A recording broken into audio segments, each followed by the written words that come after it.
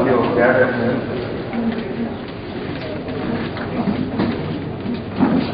See, today's session, we'll talk about youth entrepreneurship.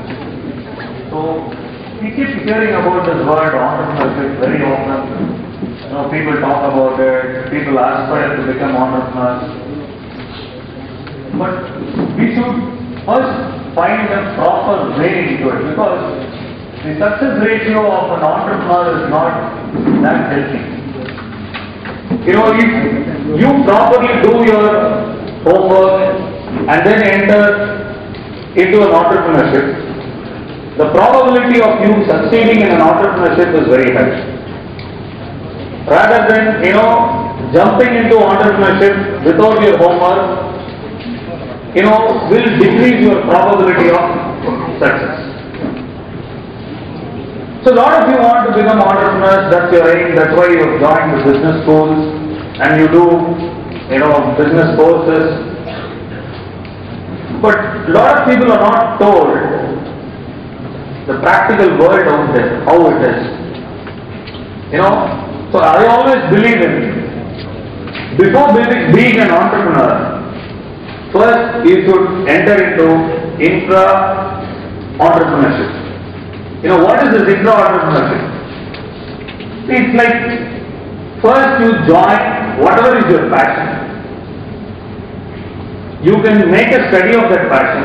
It's your dream to become a so-and-so in that field, right? Say, I wanted to become a mobile manufacturer. That was my passion. So I started my career selling SIM cards, which is something related to mobile industry.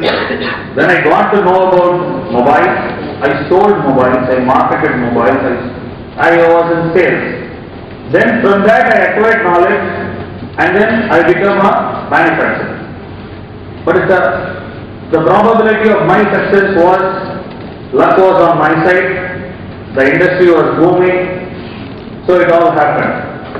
But my career, I didn't do a proper business school MBA or something like that. I just did an electronics and communication engineering degree. So I had a technical background, but I never had a business background. Nor I had a capital to run this big businesses. But it so happened it all fell in place, I was successful. But the probability of these type of entrepreneurs is very low. Everybody, he said no, in racing there is only one Ayrton Senna or one Schumacher over a period. So similarly, these type of entrepreneurs in a particular field come and go. It is not a regular, cycle where you get entrepreneurs like this. Instead, today's entrepreneurship is all about, if you do a proper homework, and become an entrepreneur first. So what is entrepreneurship? So first you join a company. Say you want to become a mobile phone manufacturer or a mobile retail entrepreneur. First you join a company which is doing very well, which will cater to your passion. So after you finish your MBA degree, you will be around 23 years, So 3 years I would advise you to first join a company, build your savings, build your balance sheets. Because once you jump into business, bank doesn't directly fund you just like that. You would have started a business, then you will be hunting to banks for loans. So it doesn't come that easy. They will ask for collaterals and for a business proof of 3 years or your IT papers for 3 years, which you will not be having. So the safer side, which practically I want to tell you guys today is, once you finish your management degree, it's better for you to 3 years work in a selected field, build your balance sheet, build your IT papers. It's one part of becoming a successful entrepreneur. Do that. The second, have your goals intact. Your goal setting should be right. So after 26 years when you start this business, have a 5-year business plan, maybe from 26 to 31. Where you will be, what type of businessman you will be, what type of an entrepreneur you will become, what type of turnover your company will do. So you should have a concrete business plan, what your company valuations will be after first year of your business. second year of your business. This will make you a better person, which will equip you for a good entrepreneur. Number one priority is your self-discipline. Every entrepreneur today you see are successful because they have tremendous high level self-discipline. They manage their time properly, each and every minute towards their goal. You should always have that passion. What is your goal? So this year you are going to achieve this. Write down your top 10 priorities, what you want to achieve this year. Right? Right now your instant priority is to complete your courses. Right? Your business courses at a successful rate. So that is your priority. Like that you have your top 10 priorities always in your list. That's top 10 goals in your list. That's very important. And work towards that goal every minute of your life. That's very important. A lot of people don't do it. So you can't expect magic to happen just like that. See, being an entrepreneur and being a great business is like, it's magic. But it can be worked out if you know the tricks. Right? See, we have learned the trick in a hard way, practically working hard, facing the ups and downs, which can be avoided if you know the technique and you do the homework right. So now, getting into entrepreneurship. So I will always recommend to start a business after 3 years of practical experience in that field. Never jump into a business just for the sake of you becoming an entrepreneur and then finding a hard way route, then later finding that okay, this doesn't work out, it didn't happen, the markets were bad. You heard a lot of people around us telling this. Instead, you first join a company and behave like an entrepreneur inside the company. Hold responsibilities inside the company. I've seen a lot of people, if they are in a 10 to 8 job, they don't switch on mobiles before 10 o'clock. And they switch off their official mobiles after 8 o'clock. They say, office is office, then I have my own life. An entrepreneur life is not like that. So when you are shaping yourself to become an entrepreneur, from day one, you should take more responsibilities and be self-determined and should not shy away from responsibilities. Because tomorrow you are going to face the whole responsibility by yourself. So you should get practically trained. And it should start from now. Say you are in this college, you are doing your degree. Every opportunity is there for you to become like an entrepreneur. Behave like an entrepreneur. If there is a seminar coming up, be the first person to take up the responsibility and organize that. It starts from here, small things. Experience the ownership of becoming an entrepreneur. That is very important. Start reading motivation books. Practical books are fine because already you are doing a course. But a lot of Indians don't have guidance and direction because in our culture, reading motivation books has not become a real good habit even today. But if you look at the cultures in the West, which are already achieved and which are already big economies, the main thing is motivation is the biggest asset and everybody follows it. Every entrepreneur you will see will be attending every week some motivation seminar or will be reading motivation books on a daily basis. 1 hour a day reading motivation books and self-goal setting books will make you one of the best equipped entrepreneurs in your field. To start, if you have not started now, this is the right time, day from today, start reading more motivation books and also whichever field you want to enter. Knowledge acquiring is the key. So, in your field, whatever you are selecting, ensure that spend 1 hour a day to acquire knowledge so that if you keep doing it over a period of time, the 3 years time where you are preparing yourself to become an entrepreneur, you will become one of the specialists in your field. And for entrepreneurs today, it is not only enough that you should be a specialist in your field. Say for example, you are doing MBA finance and you start some company. You should also know what is marketing. You should also know what is planning. You should also know HR. I think the other gentleman is talking about HR management. You should know about it. So, you should be an all-rounder. So somebody was just telling, will CEO have a peaceful sleep? if you are passionate about your work and your entrepreneurship, you will enjoy every moment you spend without sleeping because you love your work more than your sleep. That is how we are. That is how you should be to become a very, very successful entrepreneur. None of the successful entrepreneurs will love sleep more than their work. I can vouch on that. I love to think in that time also how to improve my business, how to learn my skills more, how to motivate my team. It's an all-round profession.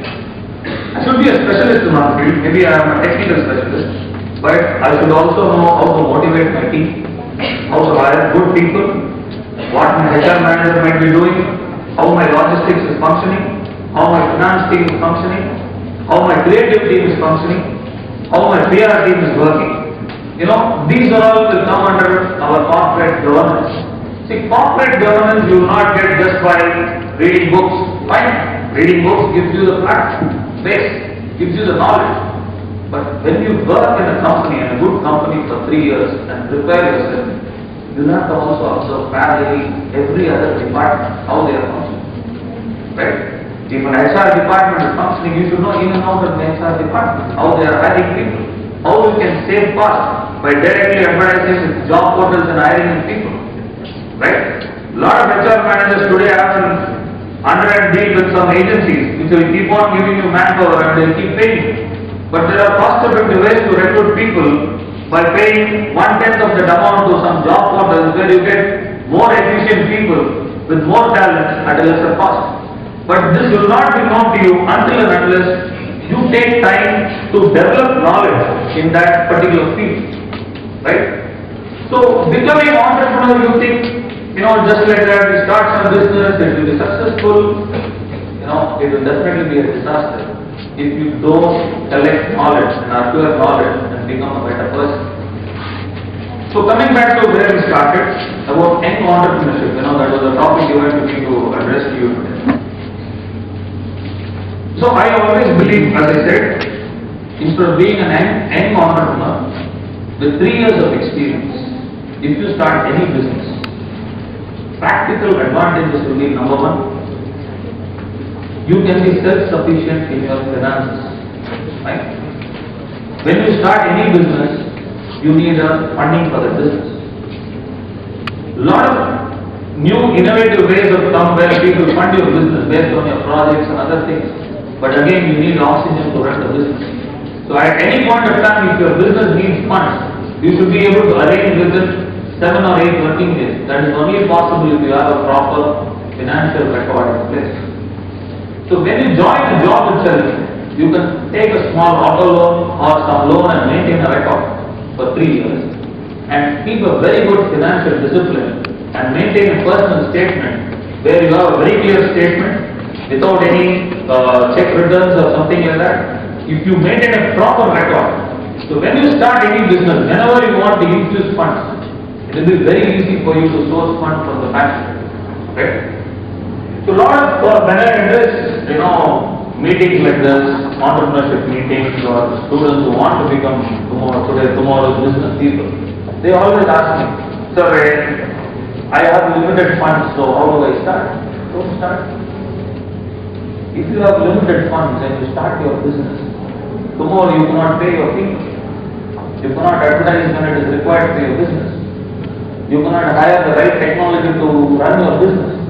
Instead, that is not the right time. You start earning. You work in a good company, start earning more and more and accumulate. And then your business plan is ready and adequate capital is ready. It's better to jump in. So this is one thing which I want to address you. Now the second point is about making your entrepreneurship material. As I said, self-discipline is the number one thing. Then we talk about goal setting and having a proper business plan in place. Now when you talk about time management, see, every entrepreneur today faces a competition from another one. Right? If you are not able to do that one particular task very well in the market, another entrepreneur is going to do it better than you and he is going to win over the market. Right? So you have to become like a robot, without error, higher efficiency and beautiful utilization of your time. Every minute is very important. And always move in a group which is very highly motivated. So your friends, when you want to become a businessman, the friends with whom you mingle should be of the same highly motivated values.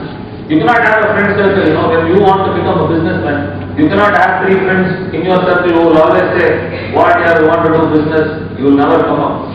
Definitely no. Start avoiding those types of circles. And building contacts. In this 3 years, how you build your wealth and capital, similarly, start building contacts. This a lot of people don't realize what it is.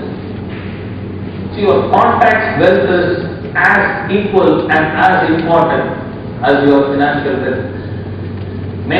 Underline this point. Read more and more books on how to be loved by people and how to develop contacts. Your contacts can get you into places. Your contacts can get you funding without collaterals. Your contacts can get you contracts which otherwise you will not get. So parallelly in these 3 years of entrepreneurship, I will always advise you to develop your wealth, your balance sheet. Third one is your contacts. The contacts can be your government official contacts and your corporate people contacts, your bankers, your vendors. So when you are in a company, always ensure that these contacts, you develop a good rapport with them, because tomorrow you might be doing your business with the same people in a better and efficient way. So when you are sitting in an office, just ideally don't go and do your 10 to 8 job and come out. Get into the detail of everything. Know each and every person your company is interacting with. Not on a wrong ground, I'm telling you. Maintain a healthy, good relationship. Tomorrow when you start your business, these people might come in hands. This is what happened to me. So, for things and for another entrepreneur, it will be very difficult to happen. When you have a right contact and a right relationship with your right vendor, it just like that happens. So, rules will deviate based on the relationship and contacts you have. So, from today, even in your campus, ensure that if you want to become a successful businessman, socialize efficiently. I'm talking about socializing efficiently. It is not like, be serious in your work. Because these same contacts is going to help you in your future business. Have a very good relationship with your faculties. You will never know. Tomorrow the same faculties will lend a big helping hand in terms of referring some very, very good business contacts. I'll tell you a classic example. I had a very good relationship with my chairman, JPR. So what happened down the line after 10 years or 11 years of my completion of engineering? Since the relationship was so good, he was very kind enough. One day he called up and said, you have a manufacturing company. I will give you some 40 acres of land. Why don't you build a manufacturing unit? Fine. It happened or not, that's the second thing. But see, it is only because of the rapport what I had built up with the chairman of that college or the university. Where otherwise it's not a business offer, it is only a relationship offer. So you will never know who will be useful to you in which part of your business life. Fine? So have a very, very lovable relationship with each and every one of you around. Your colleagues, your friends, your faculties, your professors, your deans, your vice chancellor, whoever it may be. Have a very, very good relationship. Even with your friends in your area. So build a profile of contacts. There is a very good book I'll tell you from Keith Ferrazzi, Never Eat Alone. You can take a note of this book. Which talks about, this is a book which changed my life, in fact. So till that period, when I came across this book, I never really bothered about much of, building of contacts, business contacts and other things. But once I read this book clearly talks about, the contacts you build, the wealth, equating the wealth of your contacts more than any of the practical, physical, financial wealth. Right? So you can go through this book. This is one of the very good books which will keep you on track in terms of your contact building. And every day of yours, For being an entrepreneur, you should also be physically fit. You should be more energetic and agile than your competitors. So, if you people are not exercising, it's better you start some half an hour a day or 1 hour a day of minimum exercise. So, in your journey of business entrepreneur, this will be very useful. The more fitter you are, the more extra hours you can put into a business life. The more harder you work, the more easier and more the probability of your success ratio is very high. So these are all very, very easy formulas. So when you want to prepare a very good masala dosa, you will have a recipe, success recipe for that. So if you follow that, obviously the recipe will come out very well. Similarly, if you want to become a successful businessman, these are the few things which from today, I hope a lot of people will be following a lot of these things. If not, right from today start. You have an organizer, a goal organizer set. First determine your goals. Maybe after 3 years of your work, what you are going to do, how you are going to start. Those things can be done. Start developing yourself, start developing your contact wealth, and train yourself to become self-disciplined. You should respect yourself, you should be your own critic. Set deadlines and work on deadlines. It might be small things that will start from day-to-day exams. If your exams are there, ensure that probably you finish your studies 3 days before. You can set a deadline. You can be much more efficient than your other colleagues. These habits you start developing. Challenge yourself. Every day challenge yourself. If you are going to build your health properly, maybe set a deadline. Self-discipline yourself. This will be useful for you in further business life of yours. Because the world out there is very competitive. And it will be filled with energetic, self-disciplined individuals. So when you are going to compete there, you should be the best. It's like playing for a country. There are only 11 players who are selected. And 11 players are one of the best talents across the country. Similarly, in whatever sphere of business you are choosing, the people who are in that business, the top 10 people will be one of the best guys in that industry. So if you are choosing that field, if you got to be in the top 10, you have to be a highly motivated, well self-disciplined, well-trained individual, and your practical and technical knowledge in that field should be very high. Every day spend 1 hour on learning skills about your business, 1 hour on goal settings so that you keep refreshing your goals, 1 hour on building contacts where you note down your contacts, have a relationship call with them, say hi, hello, build that relationship, and always ensure that your bank finances will happen, only your balance sheets are maintained. I've seen a lot of people when they start business, they don't know what is balance sheet. So they get stuck. They put their initial investments, and then when they require an additional capital, then only they start working on their finances. It doesn't happen that way. You cannot start and in midway get stuck. So your practical, your theoretical MBAs is very good. That will lay the foundation. But from today, start imagining yourself as a big entrepreneur. How they will behave. Your body language is very important.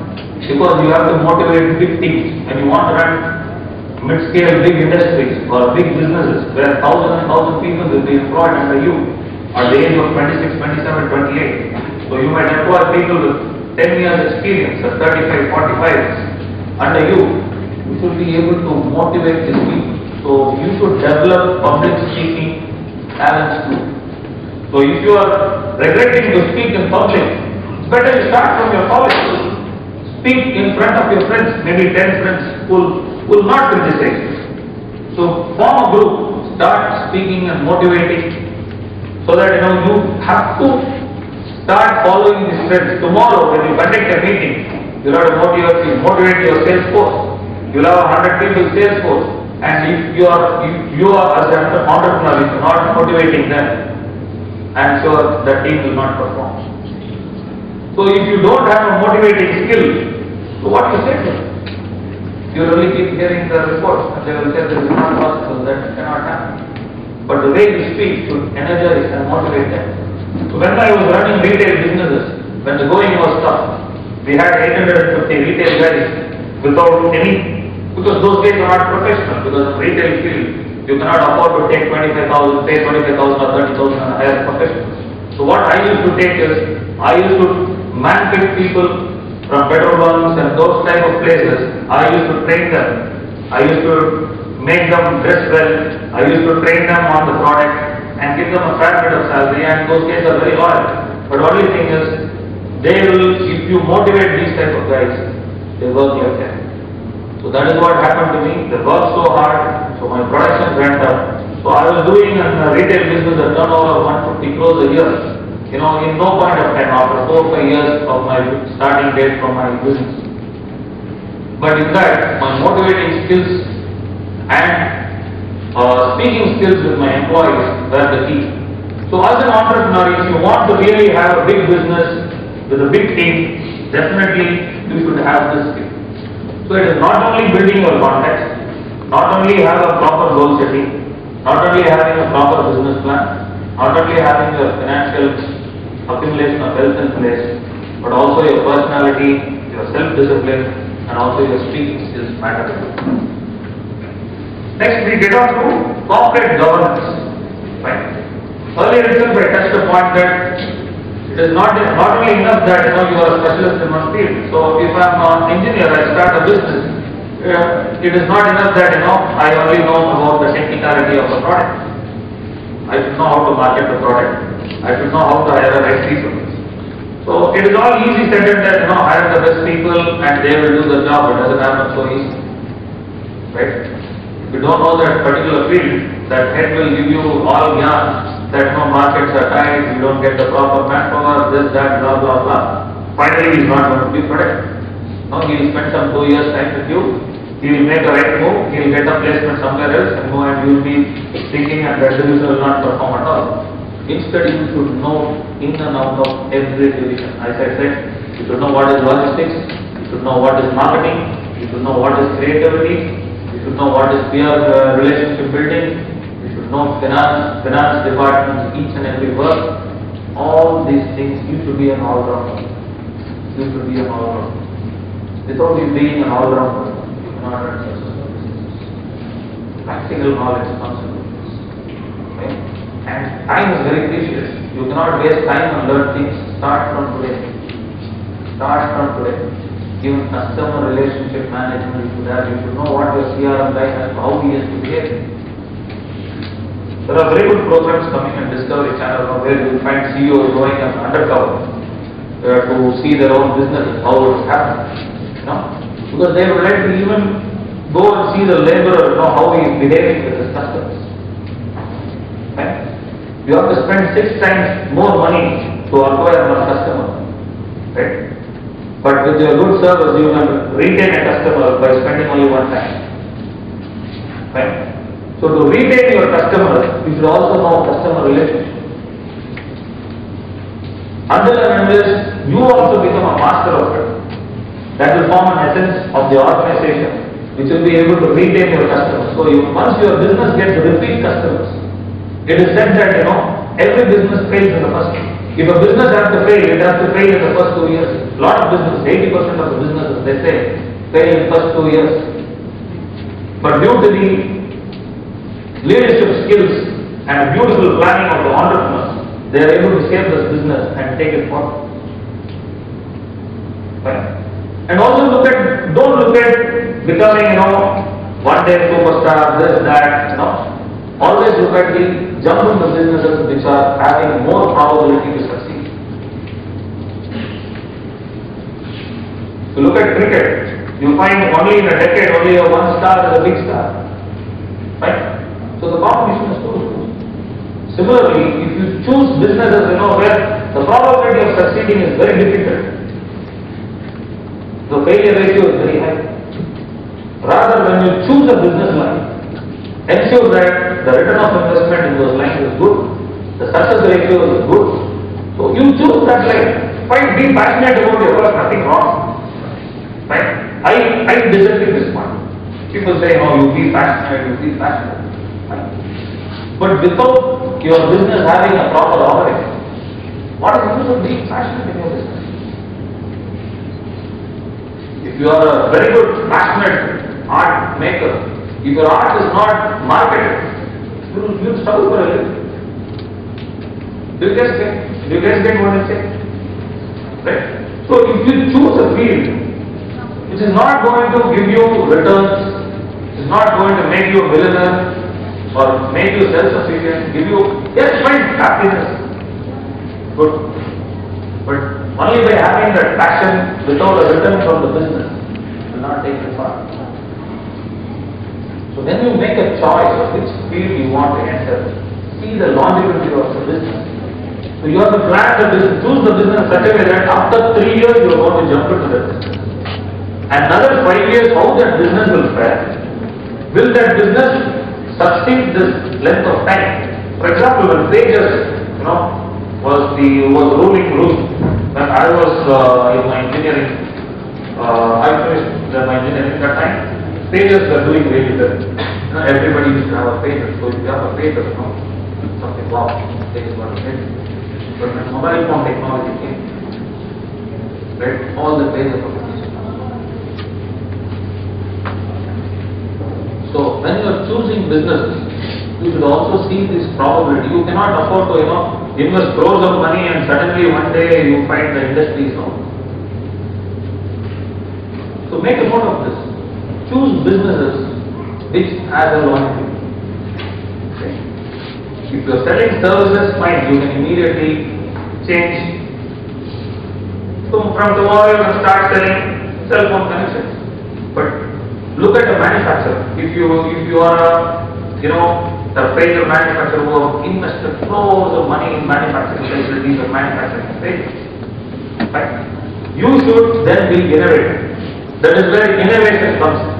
So when you are running a business, this is I am talking about after 3 years you become an entrepreneur, you are running a business, you are having a beautiful corporate governance, everything is fine. Always, day in and day out, be innovative. I will talk about markets in Hong Kong and China today, the leading manufacturing hubs in the world. They are far ahead in terms of hardware technologies today, because China controls 90% of your metal materials, the components which are sourced across the world. The raw material, copper and the board manufacturing raw materials are under Chinese control all over the world. All this copper mines are bought over by the Chinese. So what happens is they get raw materials at a very cheaper rate. So they are able to create manufacturing hubs. Say for example, I am not able to start a full-fledged manufacturing unit in India because what happens is if I invest on machinery today, right? If I am doing a proper chipset manufacturing today and next month, whatever machineries I am investing today, it becomes outdated.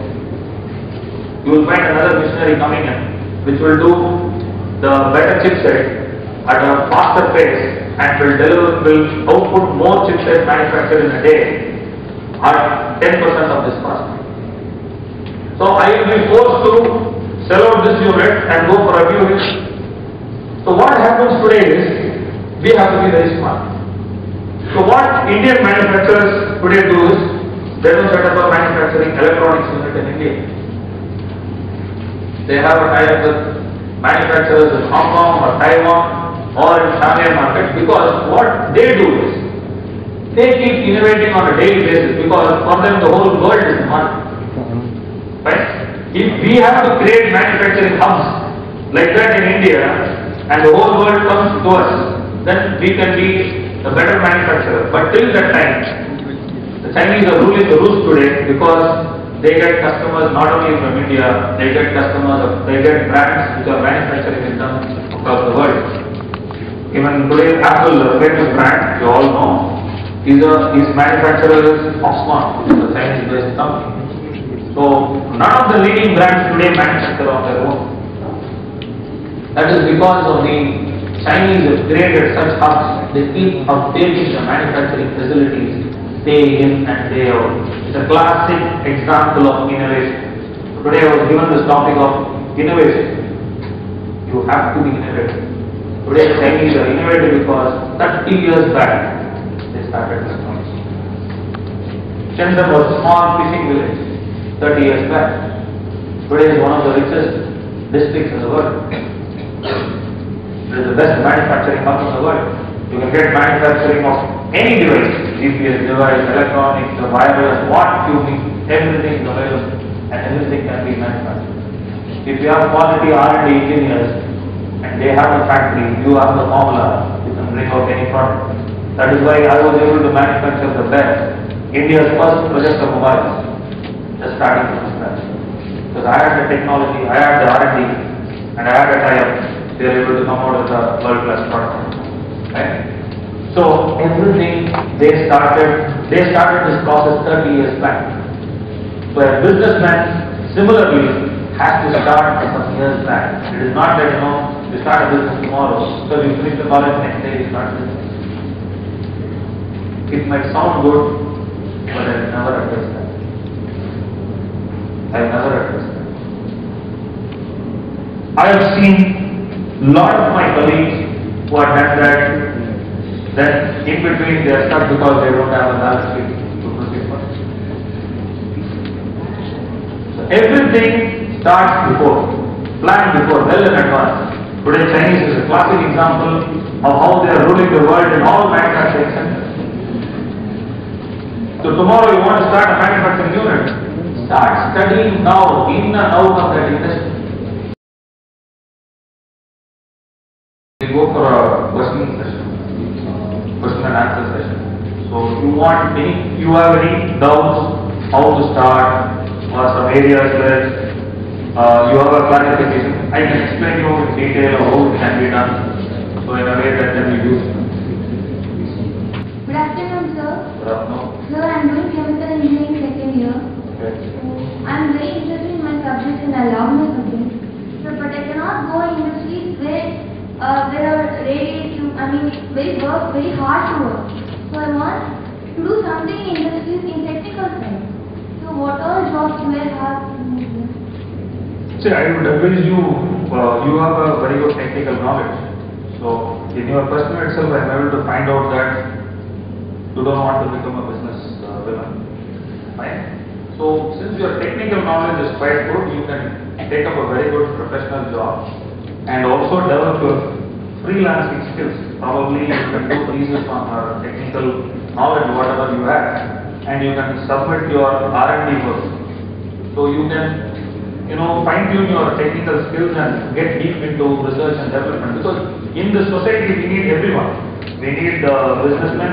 We need people like you, we need people like your faculties, professors who dedicate their whole life. It's not that they are less knowledgeable. They are more knowledgeable than any one of us. But they dedicate their life in bringing up people, right? So as a society, today we need everyone. So what I can tell to you is, you can develop more of your technical skills and probably get into more research and development. And if you are passionate about it, you can go on.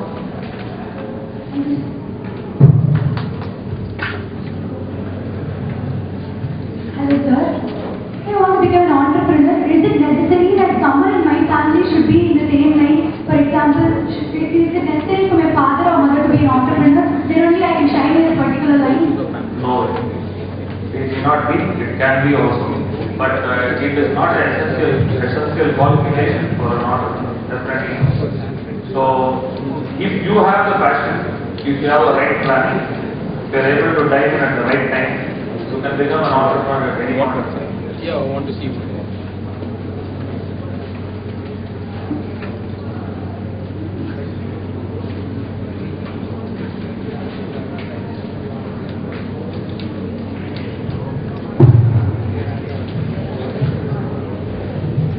Good afternoon, sir. Good afternoon.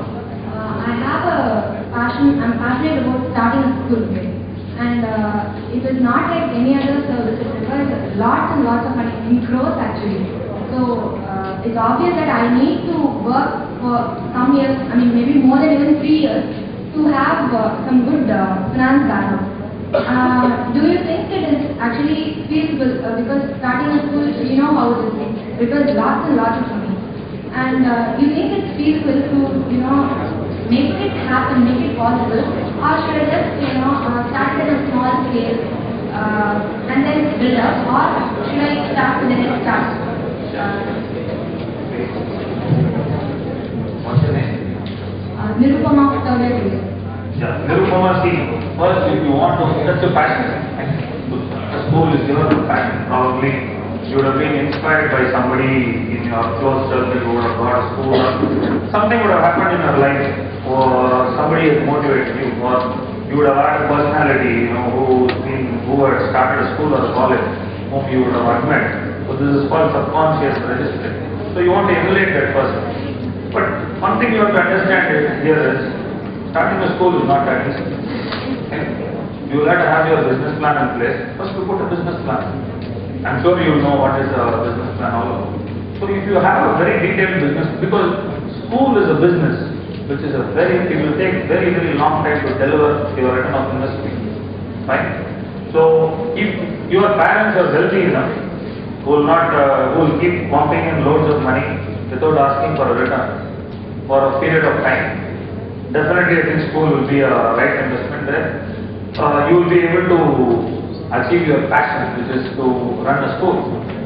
But if your business plan or your background or your financial doesn't support that, I would rather go against it, and probably you can select a different line of entrepreneurship. Right? Guys, we have a lot of business women coming up.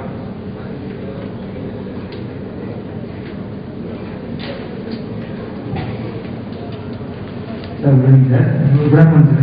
Yeah, please introduce yourself. Payman of first year MBA. Yeah, sir. Sir, as you mentioned, first step we need to join an organization and work for 3 years. Then we continue after start the business.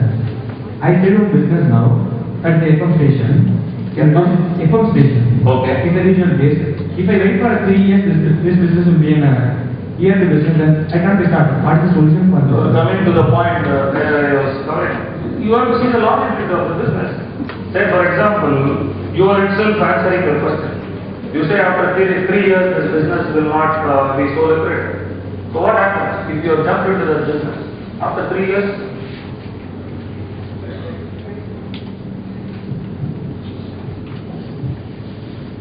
Sir, if I stand in the business, I will succeed in the after 3 years also. If you take a school in FM, they have been sustained in the business. say for your client information, all FM companies are not making profit. It's something like the airline industry today. Because you have to do a very thorough study in that industry. If you look at FM companies are owned by major publications or people who have a media company like a TV or something, they will have this as an additional business. It is because they can work out a package. So today, as a brand, the Techberry I want to advertise, right? They will look, I have a product with FM, I have so many FCTs with TV, and you can take a paper. So it is more today used as a value-added medium, right? I think you would have done your studies by now. So FM is a business which will be lucrative for a brand, say for example Times or somebody who's been in the industry, who has developed paper, who also have a TV channel, who also have other allied businesses, to open up as an additional business. But to open FM as a main core business, today none of the companies are done well, plus the ROAs are very slow to come. And so, again, the medium is a bit of like how I said, pager to mobile and things like that. So FM had its natural death, but again, it revived only because of the energy levels of the radio jockeys. And with mobile technology coming in. So what happened? People started listening to FM in mobile phone. So the industry had a rating, So it again is revived. So you will never know about the future of FM industry. So it is very clear, friends, you will have to choose industries which are safe, which are very easy to succeed. Right? As I always said, all cannot become such a Tendulkars or Ayrton Senna. So they are all once in a generation prospects. So you choose businesses which are probably will definitely succeed. The main attribute of an entrepreneur is just taking everything. You are not there to wait for a time. In case of famous entrepreneurs, they didn't wait for time. They create an opportunity. then how can you say that wait for a particular time? I never said wait for a particular time. You equip yourself. See, why you come for MBA? You are MBA. Okay. Why you come for MBA? To enhance my ability. That's what I said. Enhance your business skills for another 3 years. I'm really saying extend. Equip yourself more. You are getting theoretical knowledge here. 3 years practical training you take. Just by reading a cricket book, you will not become a cricketer who can go and play directly in the net. You will have to go and practice. Practice for 3 years. Know your job more. Enter into the field. Say, for example, you wanted to start it, right? Work in a network channel for 3 years. Get to know what is radio blogging, what is creativity. FM guys are the best creative guys around. Right? I've sat with the numerous FM jockeys. Most humorous guys and most creative guys are those. They can keep on talking for hours together. So you should know that industry, where the ROI is coming from, how they are bringing in clients, what is the revenue model. Maybe 1 year down the line you will drop the business. Because as I said, FM is purely today used as an additional business to supplement a big media chain. Right? So what I was presently telling was, to get a practical knowledge of something. So once you get it for 3 years, why I said 3 years is you, for theory knowledge you are learning for 3 years. Right? That is the period. So 2 to 3 years if you practically dig deep your resources, you are, as I said, strengthening your balance sheet, you are ready to go, you are preparing yourself. So for Olympics all the people train for, at least for 4 years before the next Olympics starts. So this is a training period I'm talking about. I never said, postpone, don't jump. I'm the first guy to say, act, jump. That is once you started this. Right? If you have a strategy in place, act. Then only you become a leader. But for starting a business, get everything right so that your probability of success, I think I answered you.